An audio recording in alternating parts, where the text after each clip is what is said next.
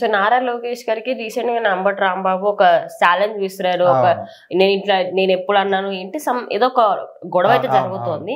అసలు అది ఏంటి, ఆయన ఎందుకు ఛాలెంజ్ ఇస్తాల్సిన అవసరం వచ్చింది?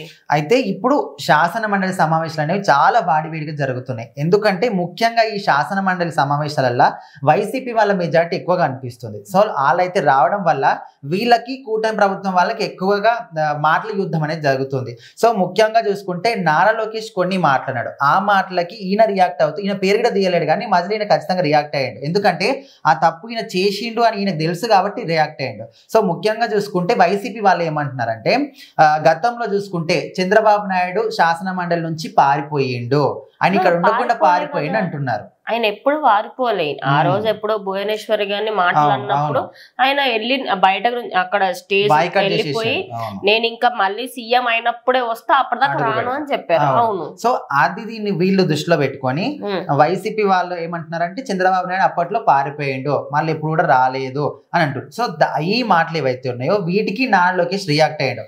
సో మీరు ఇట్లా అంటున్నారు కదా, మా తల్లిని అవమానించారు మీరు.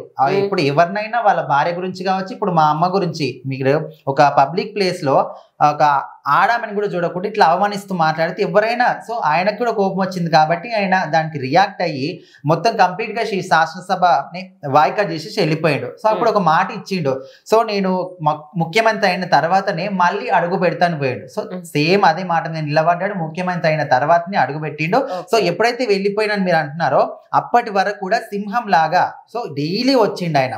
సో ఎప్పుడైతే అడుగు పెట్టిండో అప్పుడు కూడా సింహం లాగానే ఉన్నాడు కదా, మీలాకి ఇప్పుడు మొత్తానికి నేను సభలకు రాని కూడా ఎక్కడ ఉండలేడు కదా అని ఆయన అన్నాడు. ఇంకోటి రాజీనామా చేస్తాను, నేను పాలిటిక్స్ నుంచి వెళ్ళిపోతానని కూడా దేని గురించి. సో ఇప్పుడు ఏదైతే నారా లోకేష్ రియాక్ట్ అయ్యింది కదా, సో అక్కడ ఎక్కడ కూడా వైసీపీ వాళ్ళు అన్నాడు కానీ అంబటి రాంబాబు అని, రోజా అని, నాని అని ఎక్కడ కూడా పేరు మెన్షన్ చేయలేదు. సో ఆయన జస్ట్ ఇట్లా అవమానించి మా అమ్మగారు అవమానించారు కాబట్టి చంద్రబాబు నాయుడు వెళ్ళిపోయిండు అని మీరేమో పారిపోయారు అంటున్నారు కదా అనే విధంగా మాట్లాడినప్పుడు, సో ఈయన ఏమంటున్నాడంటే ఒకవేళ మేము గనక భువనేశ్వరి గారిని అవమానించినట్లు మీరు నిరూపిస్తే నేను రాజకీయాలు మొత్తానికి గుడ్ బై చెప్పేస్తే, రాజీనామా చేసి వెళ్ళిపోతే మళ్ళీ అసలు రాజకీయాల్లోకి రాను కూడా రాను అనే విధంగా ఓపెన్ గానే చెప్పడం జరిగింది.